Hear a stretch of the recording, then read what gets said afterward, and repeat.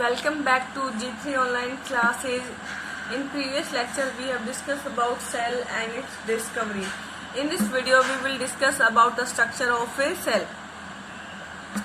तो देखिए भी जो सेल की जो शेप है वो अलग अलग साइज में मिलती है, उसके काम पे डिपेंड करता है उसकी शेप। अब बात करेंगे भाई हम जो सेल है उसके कंपोनेंट।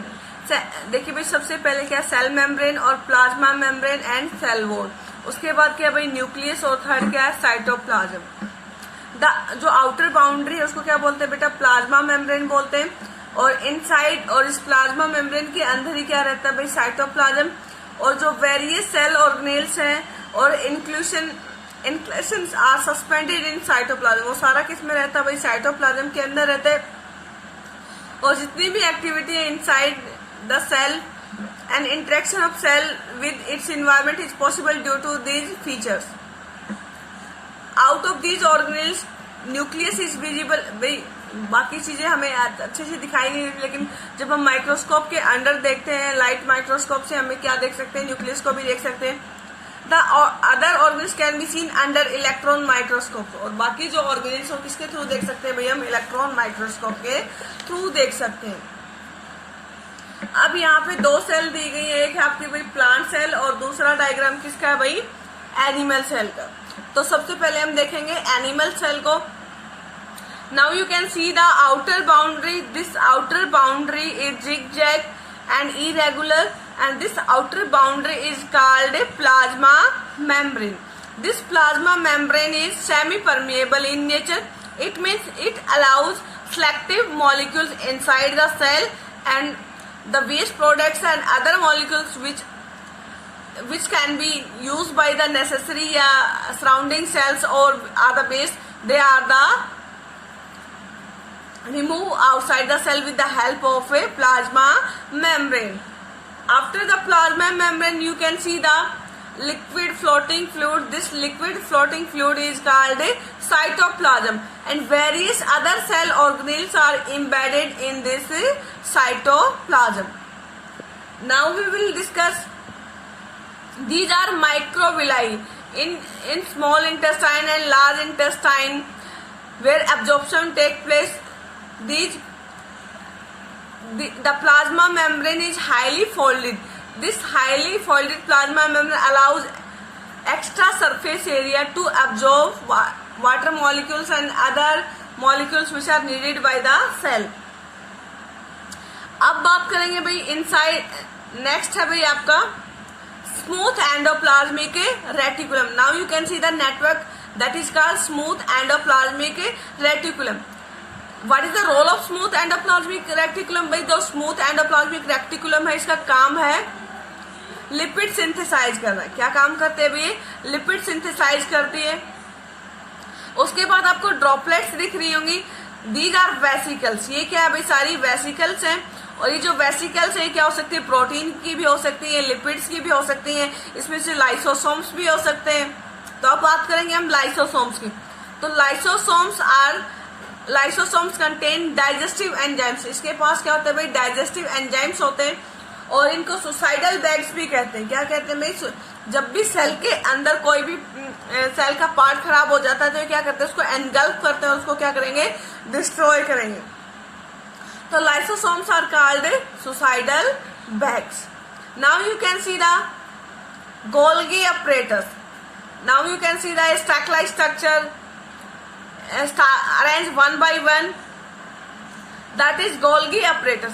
जो गोल्गी apparatus है इसका काम क्या है, तो ये क्या करता है भाई, ये जो वेसिकल्स हैं, जो प्रोटीन बनी है, इसको कहाँ से लेगा भाई, आपके न्यूक्लियस है, न्यूक्लियस के बाद क्या भाई आपका रफ एंडोप्लाज्मिक रेटिकुलम, जहाँ से प्रोटीन बनी है। तो ये प्रोटीन क्या करेंगे, इन्फॉर्मेशन होती है।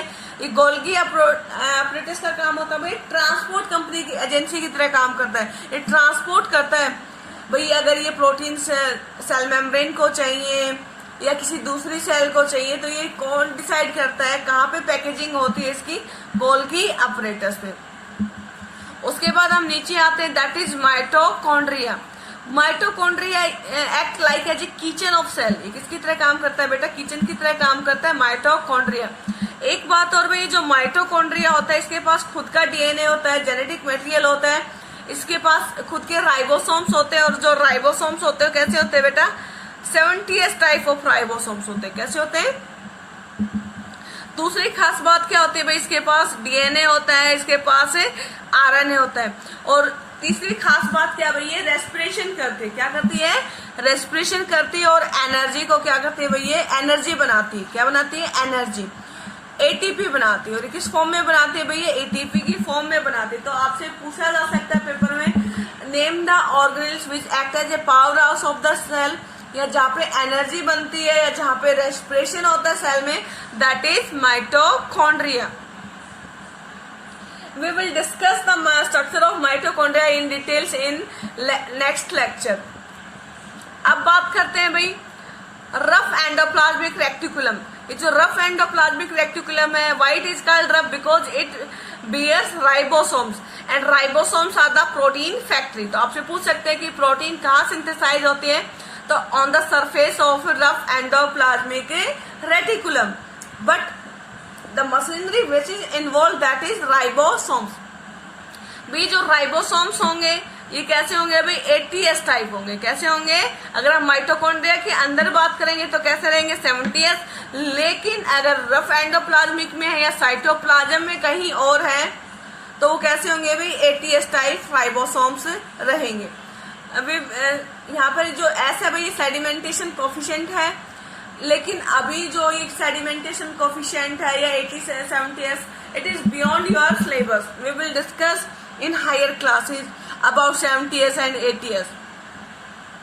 After this the endoplasmic reticulum is continuous with nuclear membrane. किससे कॉन्टिन्यूस है भैया? न्यूक्लियर मेम्ब्रेन से कॉन्टिन्यूस है। और ये जो न्यूक्लियर मेम्ब्रेन है इसके अंदर क्या रहेगा भैया, आपका जेनेटिक मटेरियल। क्या रहेगा? Genetic material. और आपको एक डार्क स्ट्रक्चर दिख रही है कि अभी न्यूक्लियोनस, यहाँ पे क्या बनेगा भाई, आरएनए बनेगा, और आरएनए सिंथेसिस होती है। और ये आपका जो आपको दिख रही है thread like structure, these are chromosomes, या आप क्या बोल सकते हैं इसको, क्रोमेटिन फाइबर। अभी जो क्रोमेटिन फाइबर है दो तरह का होता है भाई, हेट्रोक्रोमेटिन और यूक्रोमेटिन। तो this is all about animal cell. Now we will discuss the diagram of a plant cell in detail। भाई एनिमल सेल और प्लांट सेल में एक बेसिक डिफरेंस होता है कि जो एनिमल सेल है उसमें प्लाज्मा मेम्ब्रेन होती है, और जबकि प्लांट सेल है उसमें क्या रहेगी भाई, प्लाज्मा मेम्ब्रेन तो है ही है, उसके चारों तरफ एक और वाल रहेगी, that is called a cell wall. तो भाई जो प्लांट सेल है it is surrounded by a hard impermeable membrane, that is cell wall. उसके बाद क्या रहेगा भाई, आपकी प्लाज्मा मेम्ब्रेन, और आपका इसमें भाई जो न्यूक्लियस है वो क्या रहेगा, पेरिफेरी की तरफ रहेगा।